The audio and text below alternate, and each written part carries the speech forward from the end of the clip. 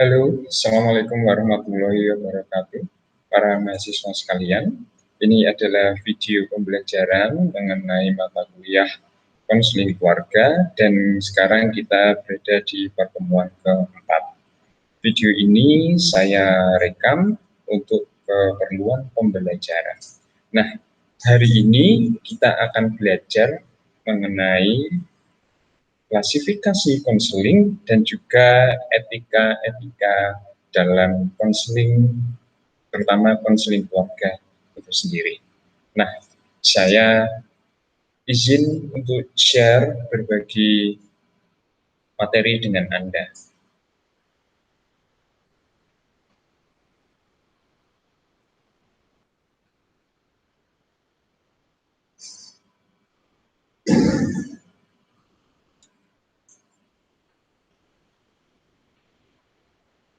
Nah,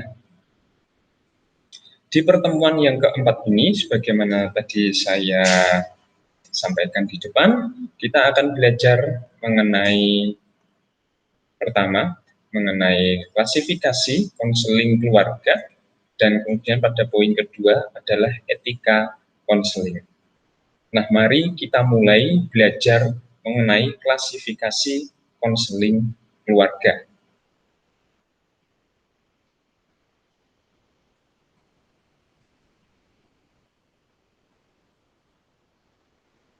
Konseling keluarga secara garis besar itu dibagi menjadi dua. Ada konseling yang orientasinya praktis, ada konseling yang berorientasi teoritis. Nah, mengenai konseling yang orientasinya praktis, itu artinya kebenaran perilaku tertentu ya ditentukan oleh pelaksanaan proses konseling lapangan atau praktik konseling.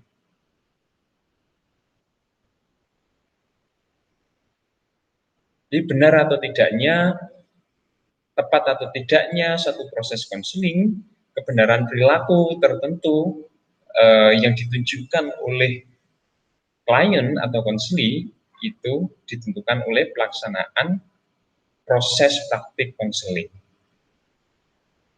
Nah, di dalam praktik atau konseling yang berorientasi praktis, ya, konselor biasanya dibantu oleh berbagai alat-alat yang mendukung proses pelaksanaan konseling.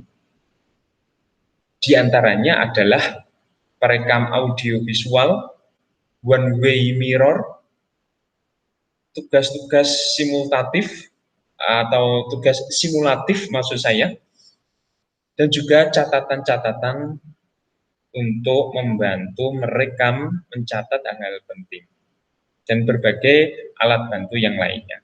Nah, setelah ini kita lihat beberapa alat bantu untuk konseling. Sementara itu, pada konseling yang bersifat teoritis, itu adalah konseling yang pada praktiknya adalah untuk mengembangkan landasan teoritis yang tepat untuk proses konseling. Jadi suatu konseling yang dilaksanakan yang pada tujuannya adalah untuk mengembangkan landasan teoritis yang tepat untuk konseling itu sendiri. Jadi di satu sisi ya pada konseling teoritis ini di satu sisi untuk menyelesaikan masalah, tapi di sisi yang lain konseling ini juga berorientasi untuk itu tadi mengembangkan apa? Landasan teoritis yang tepat untuk melakukan konseling. Nah, tidak lupa juga orientasi teoritis dari konseling adalah mengadakan berbagai penelitian teoritis ya terkait dengan konseling. Jadi konseling itu bukan sesuatu yang stagnan, tetapi konseling itu juga sesuatu yang sifatnya progresif. Artinya ada hal-hal yang perlu diteliti dari program proses konseling mulai dari filosofinya, mulai dari prinsipnya, mulai dari metodenya, pendekatannya, macam-macam itu perlu diteliti supaya pelaksanaan konseling itu menjadi lebih efektif, lebih efisien, lebih empan papan gitu, termasuk isu-isu etis yang melambari suatu proses konseling itu juga perlu diteliti, didiskusikan, dicarikan jalan keluarnya supaya jalan atau proses konseling itu menjadi lebih efektif dan efisien. Nah, artinya ya dari orientasi praktis dan teoritis ini saya ingin menyampaikan bahwa konseling itu tidak hanya sekedar praktis di lapangan melaksanakan konseling untuk tujuan membantu menyelesaikan masalah, memediasi konseling menyelesaikan masalah, tidak, tetapi bagaimana si konselor memediasi konseling, filosofinya, etikanya, pendekatannya itu perlu diteliti, perlu ditelaah supaya konselor itu menjadi lebih optimal dalam melakukan konseling. Oke, ini adalah klasifikasi konseling keluarga. Dan kedua hal ini ya, baik pada orientasi praktis maupun orientasi teoritis ini bukan dua hal yang terpisah, tapi ini dua hal yang sifatnya komplementer, saling melengkapi. Nah, ini tadi ya, kalau yang konseling yang orientasi praktis. Nah, kalau dulu, ya kalau sekarang ya, barangkali alat bantunya itu konselor itu di ruang konselingnya atau di ruang terapinya itu sudah dipasang CCTV, ya. Atau boleh juga misalnya bukan CCTV tetapi one way mirror ini, one way mirror. Ini kan yang di belakang ini bisa melihat yang di dalam, tapi yang di dalam ini nggak bisa melihat yang di belakang karena itu tadi one way mirror. Mereka seperti bercermin aja kalau mereka menghadap ke dalam sini. Nah, ini fungsinya sama untuk pengamatan visual, pengamatan visual. Nah, cuman kalau dalam proses konseling tatap muka, misalnya kayak gitu ya, biasanya tidak pakai ini. Ini untuk mengamati perilaku simulasi, perilaku simulatif yang terjadi di dalam ruang konseling. Nah, si konselornya itu bersembunyi di balik one way mirror untuk mengamati perilaku si konselingnya tadi. Nah, kalau ini untuk mengamati visual dari si konselingnya itu sendiri. Kalau dulu belum ada CCTV, ya ini contoh CCTV lah ya.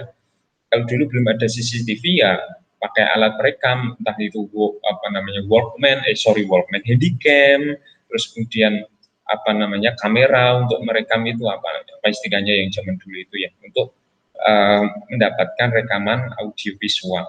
Kalau ini sih contoh alat bantu audio supaya apa yang dikatakan oleh konseli itu bisa diingat dan diulang-ulang lagi oleh konselor. Ya kalau zaman sekarang rekaman audio dan rekaman visual itu sudah cukup pakai HP gitu ya, tidak perlu CCTV, tidak perlu alat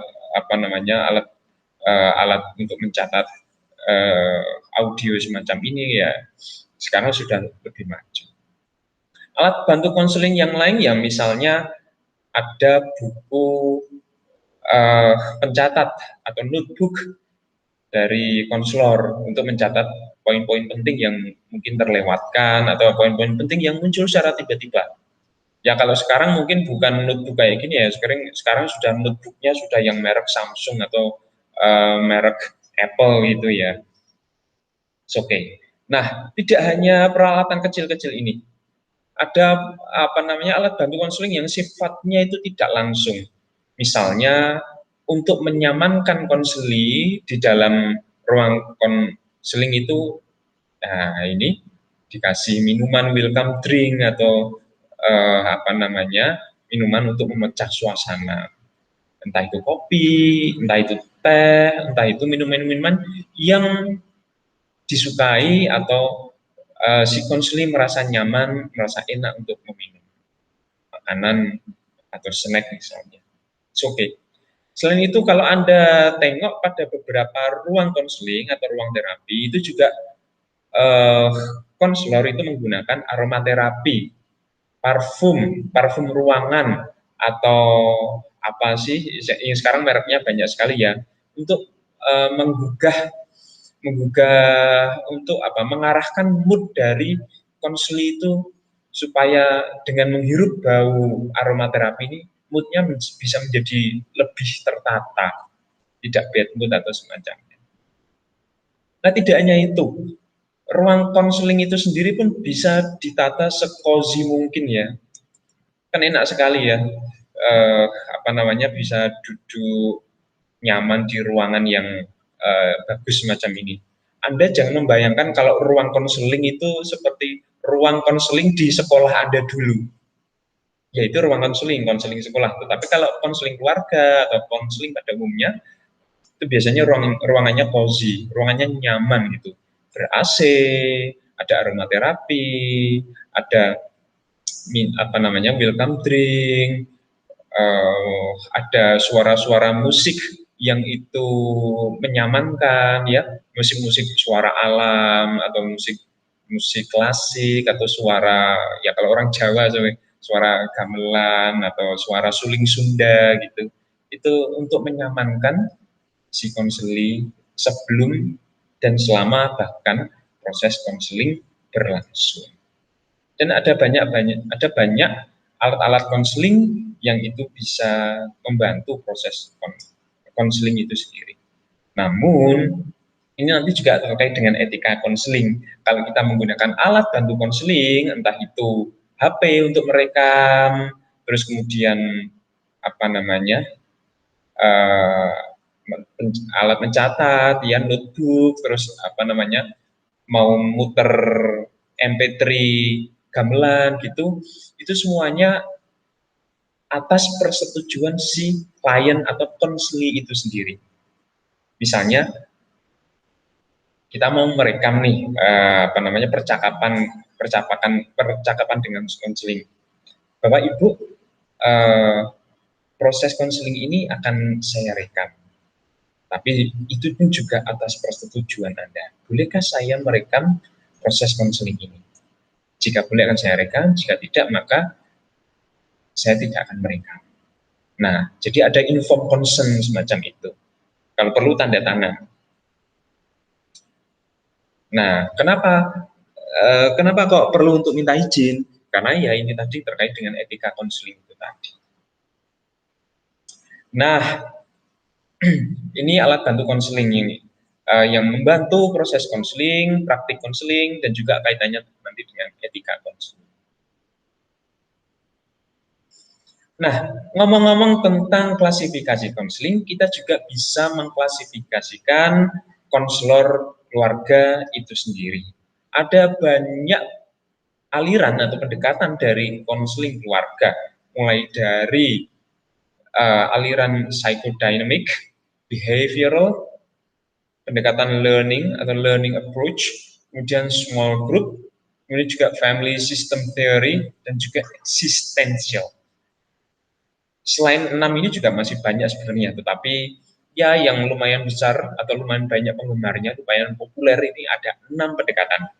Nah, dari 6 pendekatan ini ternyata di Indonesia atau pada umumnya ada 2 pendekatan yang banyak digunakan oleh konselor, yaitu pendekatan psychodynamic and family system theory. Nah, 2 pendekatan ini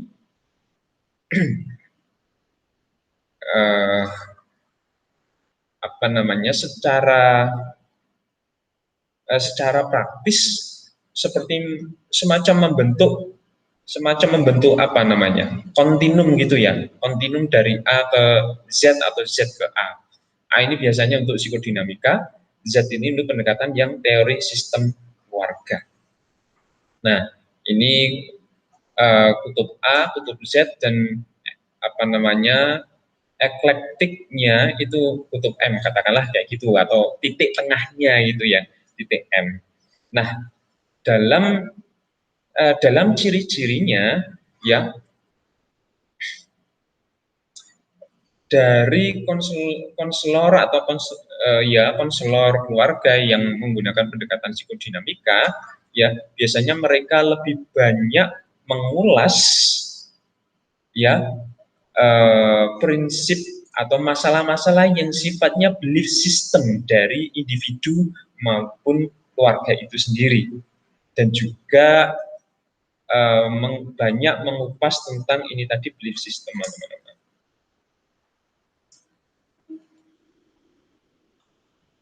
Sistem, dan juga banyak mengupas tentang personality dari klien atau dari konselingnya. Ini yang banyak dikupas. Jadi yang banyak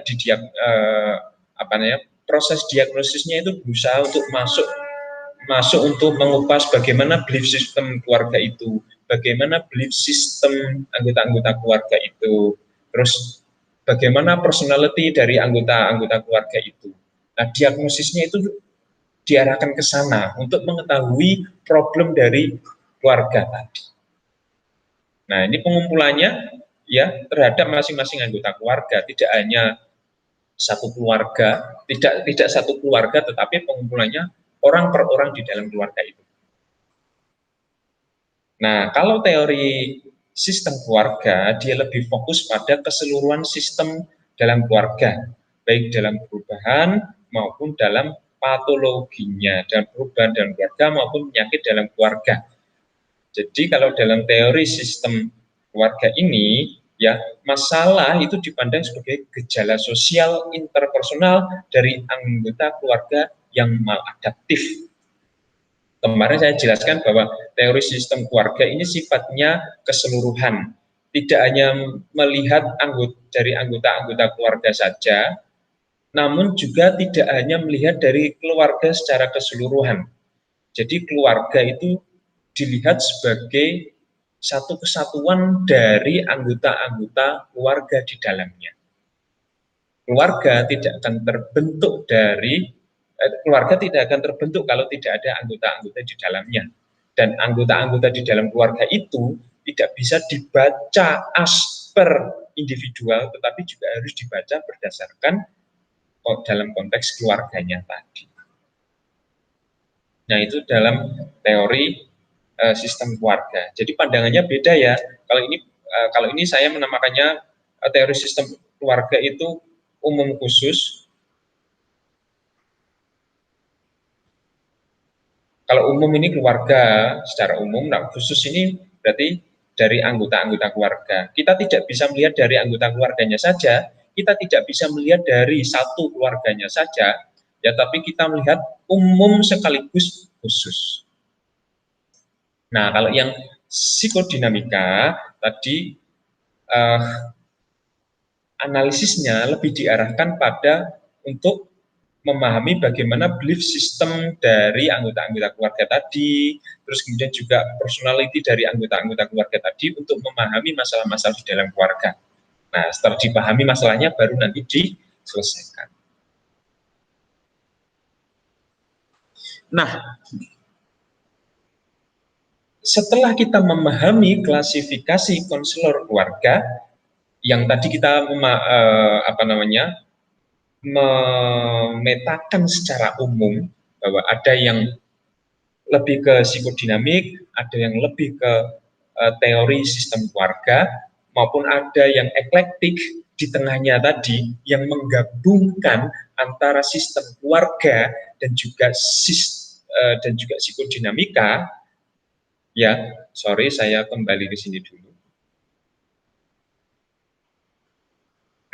Nah, dari kutub A ini dan kutub Z itu nanti ada titik equilibriumnya atau ada titik keseimbangannya yang kemudian disebut sebagai titik M atau eklek atau kesatuan antara A dan Z ini tadi ya. Nah, ini sifatnya eklektik. Apa itu eklektik? Jadi yang berguna dari psikodinamika diambil, yang berguna dari teori sistem keluarga diambil, disatukan, dibuat sesuatu yang lebih bagus. Validitasnya sama terhadap A dan Z. A itu maksudnya psikodinamika, Z itu teori sistem keluarga. Dan pada sistem eklektik ini, penggabungan antara dan A dan Z ini, ya, dia menggabungkan treatment. Jadi bagaimana belief system di dalam keluarga itu, bagaimana personality di dalam keluarga itu digunakan dalam rumusan atau pisau analisis umum khusus umum. Belief system keluarga itu tidak hanya muncul dalam taraf personal, tapi juga mungkin karena faktor lingkungan keluarga. Personality seseorang itu terbentuk ya tidak hanya karena secara internal, tapi secara eksternal ada pengaruh dari keluarga. Begitu juga bagaimana interaksi di dalam keluarga itu tidak mungkin berjalan dengan sehat kalau belief system dan personality di dalam keluarga itu ada masalah. Maka maladaptif dari ini tadi, anggota keluarga yang maladaptif itu diagnosisnya menggunakan psikoanalisis, tetapi juga digabungkan dengan analisis umum khusus secara keluarga. Gitu loh. Gampangnya gini, kalau di dalam keluarga itu ada yang mengalami gangguan jiwa, katakanlah skizofrenia, kan kita tidak bisa hanya menganalisis orang itu saja yang mengalami gangguan jiwa. Tapi yang kita diagnosis, yang kita analisis itu kan juga anggota keluarganya. Apakah belief system dari keluarga ini turut menyebabkan orang tersebut mengalami gangguan jiwa? Jangan-jangan karena belief system dari keluarganya yang sangat ketat dalam dalam berprinsip, sehingga itu membuat salah satu anggota keluarganya mengalami distress yang luar biasa, mengembangkan kepribadian yang patologis dan akhirnya mengalami gangguan jiwa. Nah, itu kan salah satu bentuk analisis yang umum khusus umum khas dari teori sistem keluarga ini tadi. Jadi ya teori M ini berusaha untuk mengawinkan A dan Z. Belief system dan personality dalam individu maupun keluarga itu sendiri. Nah, kalau menurut saya ini adalah pendekatan yang baik, klasifikasi yang baik dari tidak hanya konselor psikodinamik saja atau sistem keluarga saja, tetapi digabungkan. Ya, kalau bahasanya Win barangkali moderasi itu yang moderat gitu ya. M ini ya maksudnya M ini barangkali adalah moderat. Tidak ekstrim A atau tidak ekstrim Z. Nah, setelah kita memahami bagaimana konselor keluarga itu diklasifikasikan, ada yang lebih cenderung ke psikodinamik, ada yang cenderung ke teori sistem keluarga, bahkan ada yang berusaha untuk menggabungkan keduanya. Di bagian kedua dari pertemuan kita ini, kita akan belajar mengenai etika konseling keluarga. Apa itu etika? Ya, etika pada pemahaman umumnya adalah standar tingkah laku seseorang atau sekelompok orang yang didasarkan atas nilai-nilai yang disepakati. Perhatikan ini, ya. Jadi ada standar tingkah laku atau tingkah laku seseorang atau sekelompok orang, ya, yang didasarkan atas nilai-nilai yang disepakati. Ada nilai-nilai yang disepakati. Boleh juga kita sebut norma, aturan, UUD, undang-undang maksud saya. Pokoknya itu yang disepakati. Antara siapa? Karena ini dalam konteks konseling, maka norma yang disepakati antara konselor dan juga konseli. Kampanye kayak gitu. Apa sih pentingnya membahas etika konseling? Mengapa kok konseling perlu diatur-atur etikanya? Nah, pertama ini tidak main-main ini. Konselor itu kan profesi, sama seperti dosen, sama seperti dokter, yang setiap profesi itu ada kode etiknya, ada kode-kode mana yang boleh dilakukan, mana yang tidak boleh dilakukan. Namanya kode etik kan. Nah, mana yang boleh dilakukan, mana yang tidak boleh dilakukan, itu kan untuk mengembangkan, ya,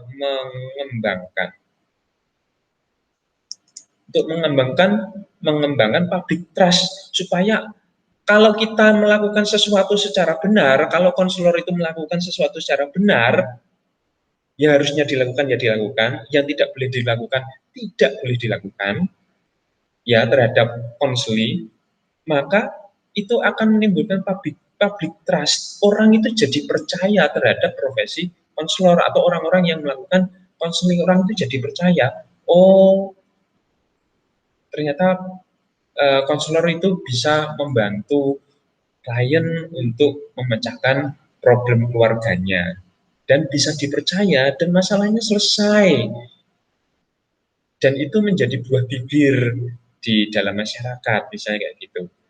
Kalau orang dulu bilang tutur tinular ya, jadi kalau kalau satu konselor itu berhasil membantu menyembuhkan konsuli, si konselornya itu menceritakan kehebatan konselor tadi kepada temannya, temannya menceritakan kehebatan konselor tadi kepada temannya yang lain. Jadi ada di sini ada tutur tinular atau mouth marketing.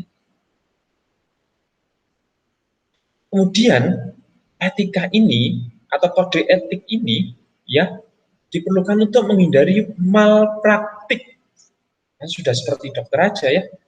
Loh Pak, konselor bisa jadi malpraktik atau Pak? Bisa. Kalau langkah-langkah yang dilakukan oleh konselor itu melanggar etika, tidak memperhatikan butir-butir etik, bahkan seenaknya sendiri, nah kalau terjadi malpraktik gimana? Nah, maka agar tidak terjadi malpraktik, ya, memberikan saran yang salah, melakukan pendekatan yang salah, melakukan treatment yang salah, ya itu kan bentuk malpraktik dalam proses konseling. Etika konseling wajib diperhatikan. Juga tidak terjebak dalam dilema konseling. Nah, karena konselor itu juga manusia, konselor itu juga punya masalah, konselor itu juga not a perfect human being, dia pasti juga ada keterbatasan.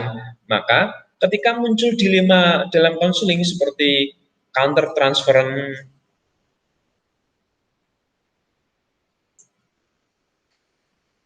maka etika konseling ini menjadi patokan, menjadi tempat, menjadi prinsip yang dipegang oleh seorang konselor atau orang yang melakukan konseling. Dan pasti etika konseling ini penting baik secara tertulis maupun tidak tertulis agar konseling berjalan secara efektif dan efisien. Nah, kita akan kupas lebih mendalam lagi mengenai etika konseling. Dari Asosiasi Bimbingan dan Konseling Indonesia atau APKIN merumuskan kode etik bimbingan dan konseling atau BK sebagai berikut. Pertama, ya, konselor itu menghormati harkat pribadi, integritas dan keyakinan klien. Keyakinan klien itu dihormati, harkat martabatnya dihormati, integritas klien dihormati. Ya, menghormati klien secara profesional kan.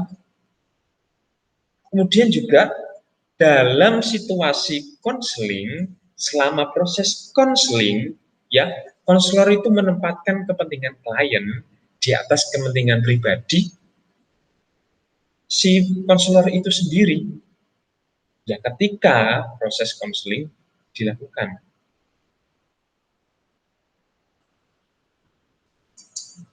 Kemudian konselor tidak membedakan klien atas dasar suku, bangsa, warna kulit, rasial, kepercayaan, agama, status sosial, ekonomi, macam-macam.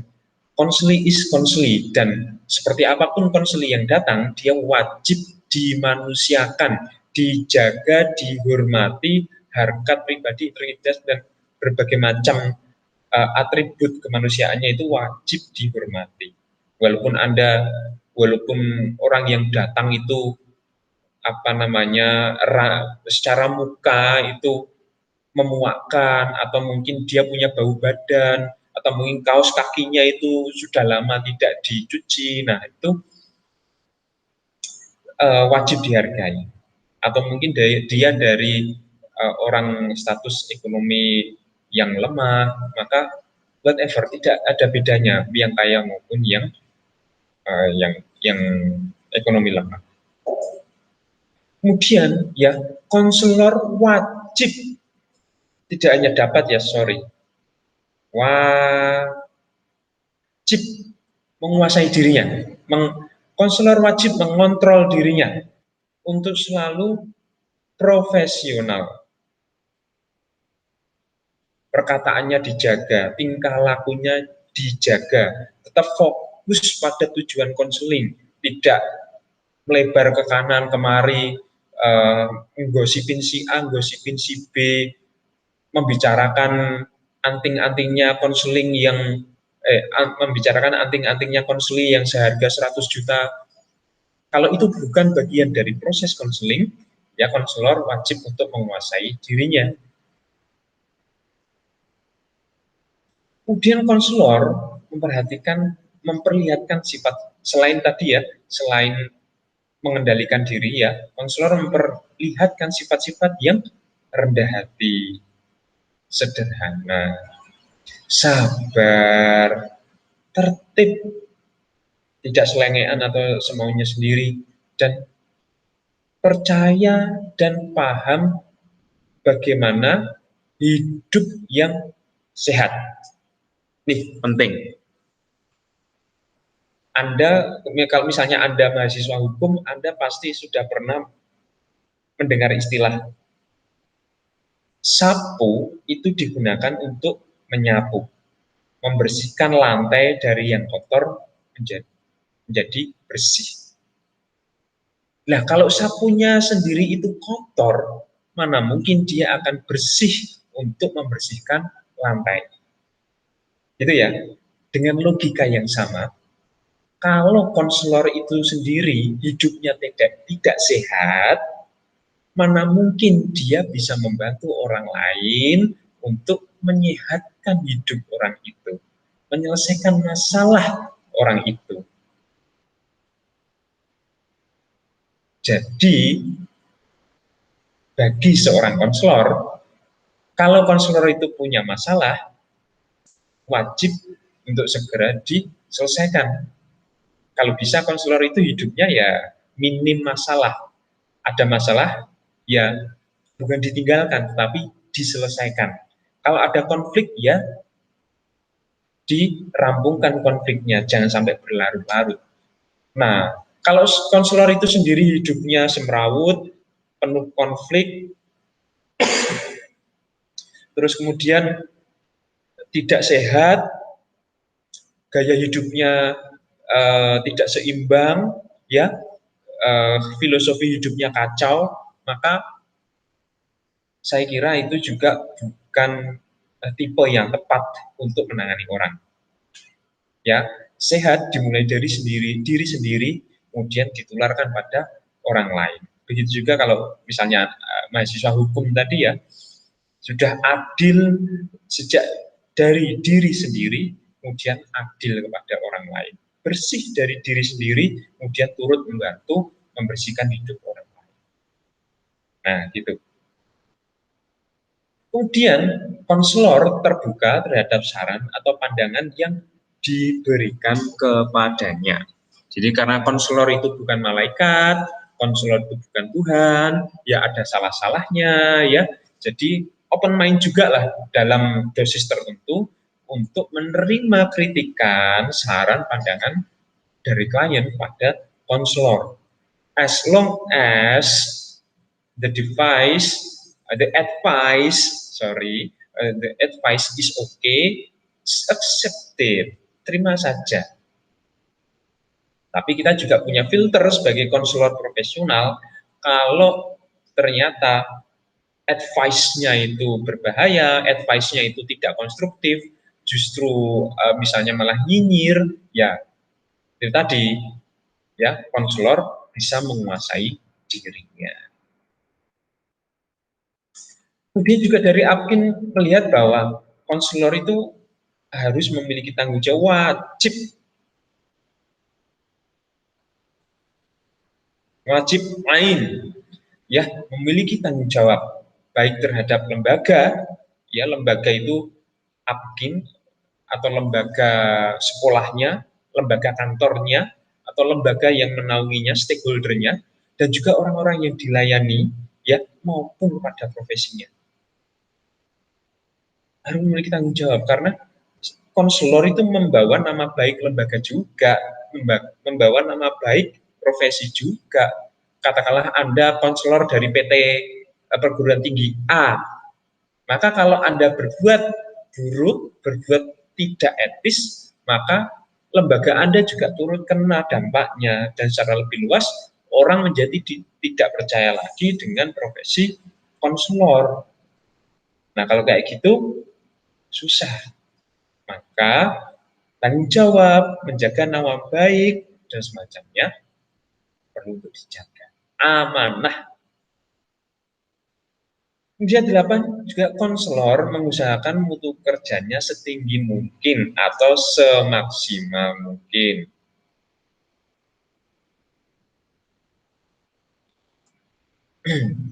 Ya ini seperti kalau prinsip pelayanan, konselor itu kan kerja pelayanan, kita melayani klien, membantu mereka menyelesaikan konflik masalah yang dihadapinya. Nah, kalau pelayanan, ada istilah pelayanan prima, begitu juga dalam konseling, tentu perlu melakukan konseling prima atau pelayanan yang prima, konselingnya prima. Jadi semaksimal mungkin dalam membantu klien, tidak seenaknya sendiri. Kadang-kadang bantu, kadang-kadang enggak, kadang-kadang memperhatikan, kadang-kadang konseling sambil main HP sendiri, no way. Jadi semaksimal mungkin membantu klien. Kemudian juga konselor menguasai pengetahuan dasar tentang hakikat dan tingkah laku orang, menguasai ilmu psikologi, menguasai ilmu perilaku. Kalau Anda konselor keluarga, menguasai ilmu psikologi keluarga, menguasai terapi keluarga, menguasai langkah-langkah melakukan konseling keluarga. Ilmu dasarnya itu dikuasai. Itu yang membuat konselor itu menjadi kompeten.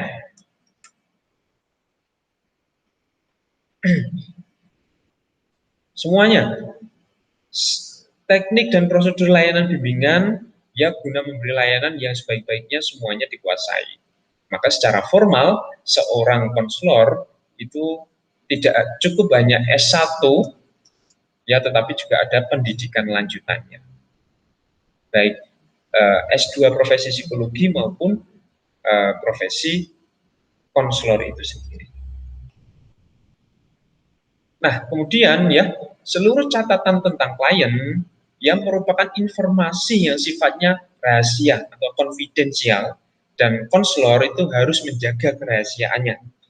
Berbagai informasi, berbagai renik-renik pengalaman, berbagai hal yang menurut Anda pribadi adalah sesuatu yang menarik, yang viral, yang bisa membuat orang itu terkenal, itu semuanya ditutup, semuanya konfidensial, semuanya rahasia. Nggak boleh digunakan untuk keperluan yang lainnya. Itu adalah etika konseling yang mendasar. Jadi tidak ada informasi konseling yang bocor dari konselor, apalagi memviralkannya. No way. Nah, ini tadi adalah etika konseling dari Apkin. Jika Anda memiliki pertanyaan dari apa yang saya jelaskan, silakan ditulis dulu di kertas, nanti akan kita buka Q&A untuk bagi Anda mengajukan pertanyaan-pertanyaan. Berikutnya, menurut Carey, ya 2009, dia menjelaskan beberapa bahasan penting dalam etika konseling, seperti etika dalam menggunakan tape recorder dan dalam proses wawancara, atau ya dalam konseling itu kan juga ada proses wawancara ya, tanya jawab. Nah, kalau misalnya menggunakan tape recorder atau menggunakan HP untuk merekam, itu etikanya bagaimana? Tentu harus ada kesepakatan antara konselor dan konseli, boleh enggak loh kalau proses ini direkam. Kalau tidak boleh ya tidak usah direkam. Terus kemudian proses konseling yang dijalani oleh klien ya sebaiknya dilakukan karena kemauan klien itu sendiri, bukan kemauan konselornya. Jadi bukan konselor yang mendatangi si klien, bukan konselor yang mencari klien, tapi klienlah yang butuh untuk dibantu, kemudian dia mendatangi konselor. Nah, ini bedanya konselor dengan sales. Kalau sales dia mencari konsumen, dia mencari orang yang mau membeli, salesnya yang aktif. Tapi kalau dalam proses konseling, ya konselor itu sifatnya pasif, bukan dia yang menawarkan diri untuk membantu si klien, tapi si klienlah yang merasa penting untuk melakukan konseling, kemudian dia datang kepada konselor. Nah, dasar kalau kalau konselor yang datang ke klien dan ternyata si klien itu merasa tidak membutuhkan konseling, maka untuk apa? Kan gitu. Nah, maka dari itu kemauan klien itu sendiri tanpa ada unsur perintah, tanpa ada unsur paksaan untuk melakukan konseling. Klien merasa butuh melakukan konseling dan dia datang ke konselor. Kemudian di dalam ruangan yang diterima dengan baik oleh konselor. Lah Pak, kalau tidak ada klien yang datang bagaimana? Ya itu nasibnya konselor ya kayak gitu. Kalau nggak ada yang datang ya dalam tanda kutip kan nggak laku gitu ya kira-kira. Nggak ada, ini guyon aja. Nah, kemudian juga konselor mengkomunikasikan batasan-batasan proses konseling. Mana yang termasuk proses konseling, mana yang tidak termasuk, yang bukan termasuk proses konseling, sehingga klien dapat memutuskan sejauh mana informasi yang akan diberikan kepada konselor. Ya ini untuk memagari gitu ya, untuk membatasi untuk membatasi konseli supaya dia kalau ngomong itu tidak ngalor ngidul, ngetan ngulon kesana kemari, malah gosip, malah ngomongin makanan yang paling enak di Surabaya, ngomongin outfit terbaru dari apa gitu ya. Jadi konselor membatasi mana yang termasuk proses konseling, mana yang mana yang di luar proses konseling, supaya hubungan antara konselor dan konseli itu sehat, profesional. Jadi supaya tetap bisa membantu. Nah, misalnya ada contoh si konselor diundang oleh konseli ketika konseli di rumahnya itu ada acara khitanan misalnya kayak gitu. Ternyata si konselor tidak datang dan konselinya kecewa karena konselornya tidak datang. Nah,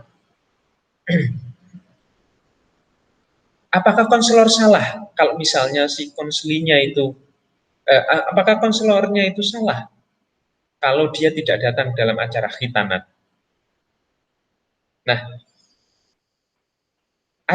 kalau menurut saya gini, acara khitanan itu adalah acara sosial dan proses konseling itu adalah urusan profesional. Nah, seringkali kalau kalau orang Indonesia atau orang Jawa gitu, kalau kita sudah kenal, kalau kita sudah merasa dekat itu ya diundang. Nah, padahal proses konseling ini sesuatu yang berbeda. Dia konselor itu wajib menjaga independensinya, wajib menjaga statusnya sebagai konselor supaya tidak terganggu oleh informasi-informasi yang dibutuhkan di luar konseling misalnya, sehingga saya melihat bahwa kecenderungan konselor untuk menolak hadir dalam acara-acara sosialnya si konseli itu masih dalam wilayah menjaga etika konseling itu sendiri. Kalau konseli marah, berarti konselinya perlu untuk dipahamkan batas antara sosial, hubungan klien dan konselor itu seperti apa, misalnya kayak gitu. Tapi kalau misalnya konseling keluarga dan keluarga itu punya hajat dan si konselor merasa dinamika di dalam hajat itu informasinya mungkin akan bermanfaat untuk proses konseling, maka ya oke, konselor bisa turut mengamati jalannya acara keluarga tadi. Tapi itu pun juga atas seizin konselinya. Kalau konselinya tidak mau, ini acara keluarga sifatnya rahasia, no way, selain keluarga nggak boleh masuk. Konselor juga nggak termasuk keluarga, nggak boleh masuk. Ya sudah, konselor tentu perlu cara lain untuk mencari tahu, mengupas informasi dari konseling itu sendiri. Nah, ini menurut Korey. Jadi batasan proses konseling itu pada tidak seperti hukum ya. Kalau pasal A ya A, kalau pasal B begini ya begini. Tapi batasan-batasan ini perlu dicerna sedemikian rupa ya, perlu diinterpretasikan secara empan-papan yang pada prinsipnya adalah supaya proses konseling itu berjalan dan sampai ke tujuan konselingnya tadi, tidak kandas, gagal di tengah jalan atau terjadi masalah yang sehingga proses konseling tidak bisa dilanjutkan. Nah, di atas berbagai pemahaman poin-poin etika konseling tadi, ya, menurut Suharmawan ada 4 aspek etika konseling. Pertama, kesukarelaan. Sukarelaan si konseli datang pada konselor secara sukarela, tidak atas paksaan, tidak atas perintah, tidak dalam tidak dalam tekanan gitu, tapi atas kerelaan diri sendiri, kesadaran diri sendiri untuk datang. Terus kemudian juga aspek kerahasiaan segala sesuatu tentang klien, baik itu identitas klien, masalah klien, data tentang klien itu murni hanya diketahui oleh konselornya. Dan kemudian juga, nah ini yang sering membedakan antara konseling dengan curhat. Ya, kalau dalam konseling itu ya keputusan itu oleh klien sendiri. Konselor itu hanya menyarankan A, B, C, D, membantu menjelaskan A, B, C, D. Nah, si klien mau milih solusi A, solusi B, atau solusi C, itu adalah klien sendiri, bukan si konselor yang memutuskan, bukan. Kamu ini aja, kamu itu aja. Itu bukan tipikal konselor. Walaupun pada beberapa titik, kalau misalnya berbahaya ya konselor wajib untuk memilihkan, tapi itu jarang. Itu ada kekhususan, ada diskresi di situ. Tapi pada umumnya ya konselilah yang memilih solusi sendiri. Konselor cukup BCI atau membantu pertimbangan-pertimbangannya saja. Kemudian juga ada aspek sosial budaya yang perlu diperhatikan di sini. Ada orang-orang yang misalnya senang ngobrol sambil menatap mata dari lawan bicaranya. Tapi ada juga orang-orang yang menatap mata lawan bicara itu nggak diperbolehkan. Nah, itu kan perbedaan sosial budaya di situ. Ya, kita hargai di situ. Ada yang mau diajak salaman, ada yang nggak mau diajak salaman. Ya kita hargai. Walaupun mungkin itu bertentangan dengan prinsip konselor. Tetapi kalau konselingnya memang nggak mau diajak salaman, ya kita sebagai konselor benar-benar menghargainya. Jadi ada aspek sosial budaya di situ. Kalau misalnya apa namanya ada perbedaan prinsip yang itu sifatnya karena berbeda latar belakang budaya, ya kita sebagai konselor wajib untuk mencari tahu dan memahami juga supaya tidak slack secara kebudayaan, tidak terjadi gegar budaya atau istilahnya apa namanya eh, apa namanya gegar budaya itu shock culture, tidak terjadi shock culture yang terjadi antara konselor dan juga konseli, repot itu nanti. Nah, salah satu kemudian dari etika konseling ini, salah satu tema yang menarik yang banyak menjadi perbincangan adalah transparansi. Kemarin sudah sedikit saya bahas mengenai transparansi, sekarang kita coba untuk dalami apa itu transparansi. Transparansi atau transparansi adalah perasaan apapun yang dinyatakan atau sekedar dirasakan saja oleh klien, baik itu perasaan cinta, perasaan benci, perasaan marah, bahkan perasaan ketergantungan, dependensi kepada konselor, cinta pada konselor, benci kepada konselor, tergantung kepada konselor, itu adalah bentuk-bentuk perasaan yang tadi dalam transferensi tadi. Nah, perasaan-perasaan ya baik berupa reaksi yang sifatnya rasional terhadap kepribadian konselor maupun proyeksi terhadap tingkah laku awal-awal dan sikap selanjutnya dari konselor. Ya kalau dalam bahasa sekarang ya si klien atau konseli ini baper kepada konselornya, terbawa perasaan, terjadi transferensi dari konseli kepada konselor.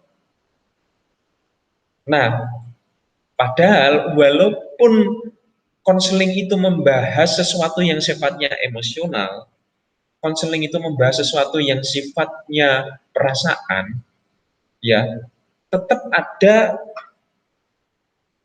pagar yang jangan sampai dilewati. Apa itu? Yaitu mengarahkan emosi, mengarahkan perasaan yang mencampur adukkan perasaan yang di dalam dari kita, dari konseli kepada konselor. Kalau konseli itu sudah, nah kalau konseli itu sudah mulai mencampur adukkan perasaannya kepada konselor, nanti, nah itu pada saat itulah transferensi terjadi, sudah mulai baper dia. Duh kok konselornya kok cantik ya, duh kok konselornya cakep ya, seperti bintang film. Saya kok jadi ngefans sama dia.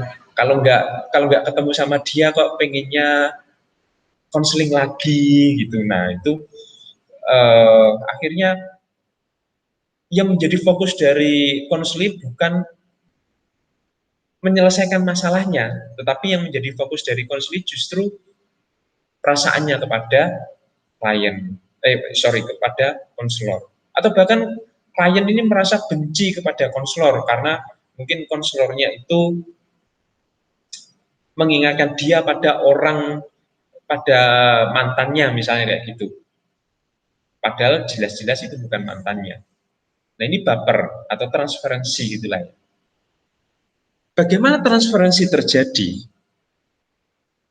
Nah ini ceritanya kan ketika konselor memulai proses konseling kan terjadi kontak awal, komunikasi awal antara konselor dan konseli. Ada kontak awal kan pasti ngobrol, wawancara, apa namanya, probing informasi. Nah, terus karena sering ngobrol, nah di situ kan ada pengembangan hubungan. Pengembangan hubungan yang harusnya terjadi adalah pengembangan hubungan yang sifatnya profesional antara konselor dan juga konseli. Ya, jadi ada hubungan di sini sudah mulai saya konselornya, ada konselinya. Jadi sudah ada hubungan yang jelas di situ. Nah, pada fase ini kalau dilanjutkan maka akan terjadi yang namanya permulaan pemindahan hubungan yang telah berkembang, ya. Ada proyeksi dan juga identifikasi yang menjadi lebih kuat. Si konseli melihat si konselor ini kok seperti bapak saya ya, kok seperti mantan saya ya, oh konselor ini kok mengingatkan saya pada sosok ideal di dalam hati saya ya, misalnya kayak gitu. Atau si konselor ini kok seperti seperti apa namanya, seperti guru saya yang cerewet di SMP dulu ya, misalnya kayak gitu. Di situ mulai ada proyeksi di situ. Nah, kalau kayak gitu, kalau sudah berkembang semacam ini dilanjutkan, kalau dilanjutkan terjadi pemindahan, ya. Konselor berada bersama dengan klien dalam satu situasi pemindahan lanjut dengan menggunakan berbagai peranan seperti ayah, sahabat, dan semacamnya. Nah, ini menarik. Transferensi ya pada dosis tertentu itu oke. Transferensi sampai pada dosis tertentu itu oke. Mengapa? Karena supaya si konselor lebih mudah untuk menyampaikan ide, gagasan, saran-sarannya kepada si klien. Karena mungkin dianggap kakaknya, karena mungkin mewakili mewakili sosok yang kebapaan atau mewakili sosok yang keibuan. Nah, kalau klien itu sudah melihat bahwa konselor itu mewakili sosok dari orang-orang yang ia percaya, maka itu transparansi yang sehat. Karena apa? Karena dari situ proses konseling menjadi lebih mudah berjalan. Tapi juga harus hati-hati kalau misalnya transferensinya itu justru menjadikan proses konseling itu kontraproduktif. Justru tadi itu ya terlibat justru antara konseli dan konselornya terlibat konflik asmara misalnya kayak gitu. Namun demikian ya kalau ini kan sudah apa namanya sangat dekat ya antara konselor dan konseli tadi ya. Kalau tujuan konseling itu sudah tercapai, kalau relasi antara konselor dan konseli itu sudah tidak diperlukan, maka konselor itu wajib untuk mengakhiri transferensi yang terjadi. Sehingga klien kembali pada dirinya sendiri dan konselor juga kembali pada dirinya sendiri. Jadi ini sudah berdiri sendiri tidak nyambung seperti ini. Jadi konseli itu juga tidak lagi tergantung kepada konselor, konselor pun juga tidak merasa kehilangan konseli. Kembali kepada asalnya. Oke.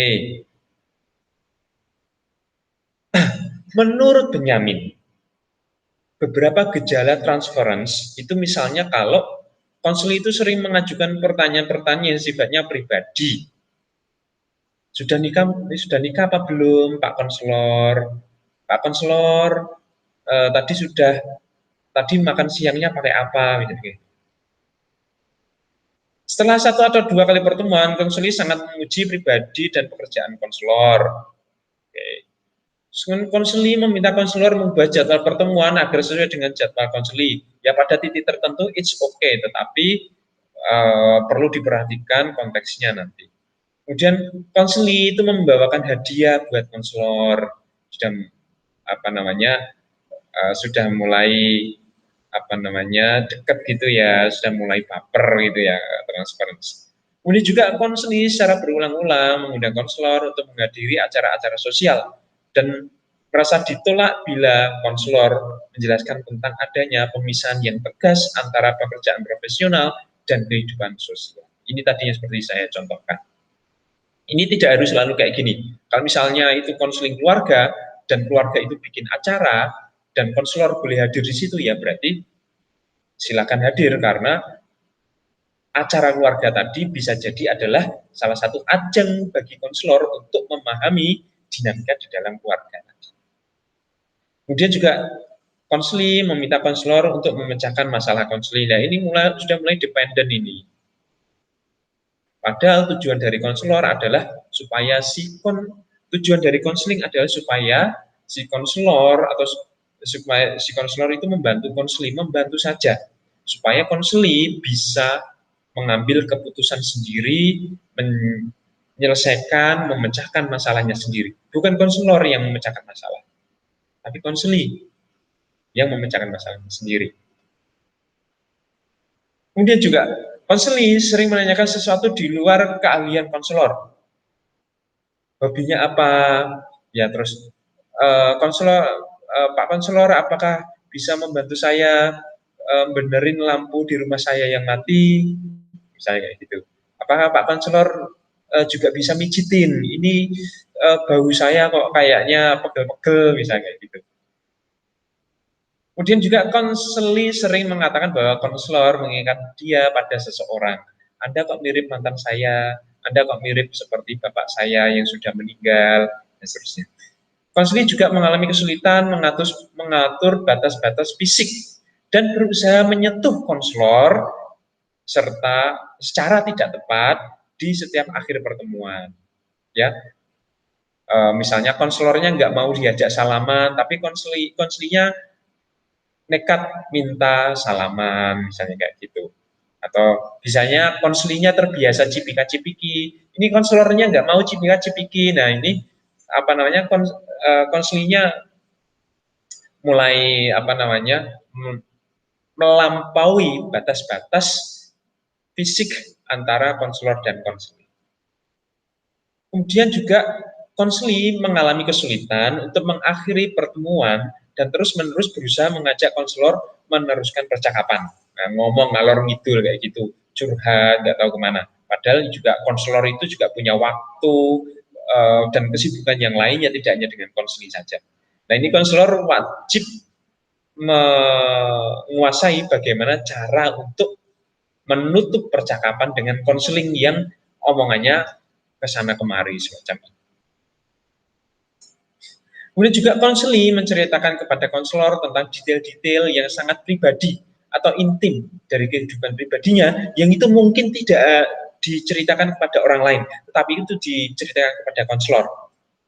Nah, itu berarti konseling sudah mulai nyaman dengan konselor. Nah, ini beberapa contoh dari transferensi yang mungkin dialami oleh si konseling. Ya, gejalanya tidak harus semacam ini, tetapi kalau dia sudah mulai melibatkan perasaannya kepada konselor, berarti dia mulai terjadi transferensi. Nah, transferensi ini juga dilematis. Di satu sisi ya, konselor kalau dia profesional, dia bisa memanfaatkan transferensi ini untuk membantu tercapainya tujuan konseling. Tetapi kalau di tangan orang yang tidak profesional, terjadinya transferensi ini justru nanti akan dimanfaatkan untuk tujuan-tujuan selain mencapai tujuan konseling. Yang itu justru akan merugikan konseling tadi misalnya. Ya, konselingnya sudah baper, konselingnya sudah nyaman dengan konselornya, ya sudah sayang sama konselornya, ternyata ditinggal pas sayang-sayangnya. Lah gimana? Susah kalau kayak gitu. Kemudian juga ada istilah yang sebaliknya, yaitu counter transference. Apa itu? Ini adalah gejala yang terjadi ketika ada perasaan yang tidak wajar dari terapis terhadap konseli, terapis atau konselor ya. Ini sebaliknya loh, dari konselor kepada terapi. Gejala itu tampak, misalnya terapis kehilangan objektivitas dalam relasi. Misalnya si konselor ini menjadi benci dengan sikap-sikapnya konseli tadi. Si konselor atau si terapis ini justru menjadi sayang, menjadi cinta, nggak mau kehilangan si konseli tadi. Kalau sudah benci atau sudah cinta kan, ya objektivitas dalam konseling kan susah untuk dijaga. Kalau kita benci kepada konseli, apa saja sedikit-sedikit disalahkan. Kalau kita cinta kepada konseli, apa saja dari konseli kita iyakan, kan susah. Maka kalau kita berposisi sebagai konselor, sebisa mungkin kita tidak mengalami counter transference. Kita jangan sampai ikut-ikutan baper kepada konseli, kan gitu. Bagaimana gejala counter transference itu? Ya, misalnya konselor jatuh cinta kepada konseli yang berlainan jenis, mungkin karena konselinya itu adalah duda keren atau janda sosialita, misalnya kayak gitu. Mungkin juga konselor merasa benci atau marah kepada konseli karena sikapnya itu menjengkelkan ya.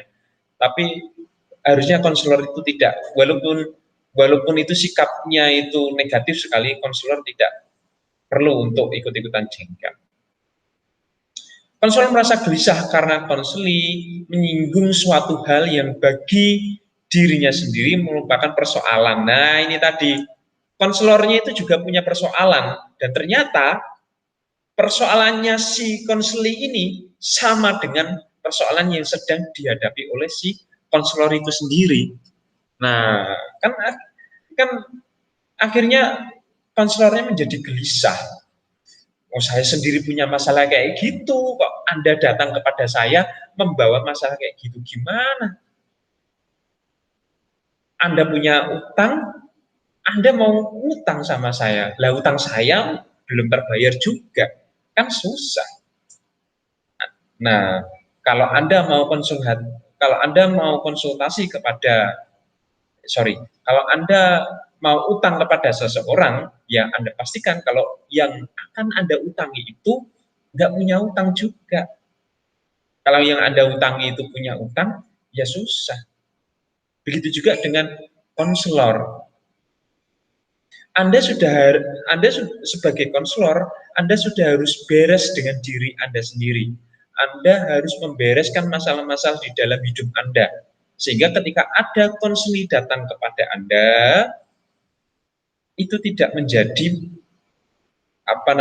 keresahan atau kegelisahan di dalam diri Anda, karena masalah itu juga Anda alami dan Anda belum bisa menyelesaikannya. Kan gitu ya. Ini juga konselor mengharapkan konseli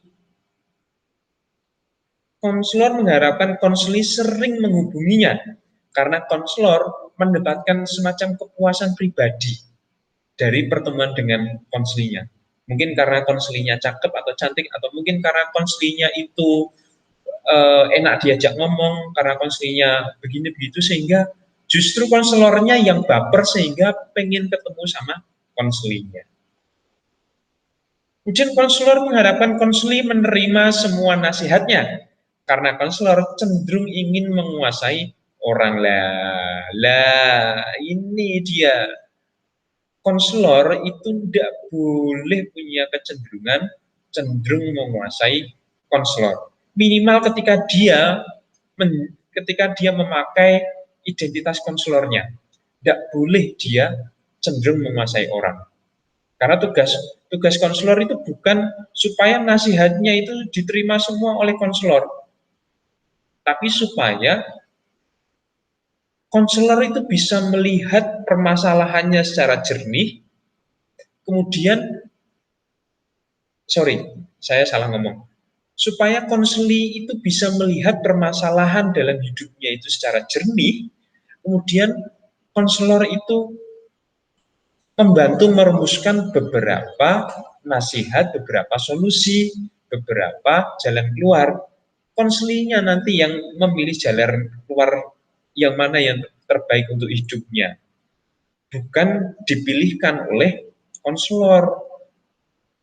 Ini barangkali ini bukan tipikal konselor kalau nasihat konselor itu harus diterima oleh konseli. Kemudian, konselor mengharapkan konseli cepat menunjukkan tanda-tanda kemajuan selama proses konseling. Dan konselor merasa cemas bila tanda-tanda kemajuan belum tampak. Ya, di satu sisi ini manusiawi bahwa setiap konselor ingin konselingnya segera bisa mengatasi masalah. Tetapi itu juga tidak bisa dipaksakan karena setiap konseli mempunyai kecepatan pemahaman sendiri-sendiri, punya keruwetan masalah sendiri-sendiri, sehingga tidak mungkin konselor itu mengharapkan konseli itu cepat terselesaikan masalahnya, mengalami kemajuan. Kalau konselor itu terburu-buru semacam itu, berarti konselor ini sudah tidak sabar dengan konseling.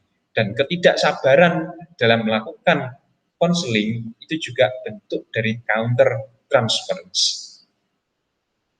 Jadi, menurut Anda, transferensi itu baik atau buruk? Gitu.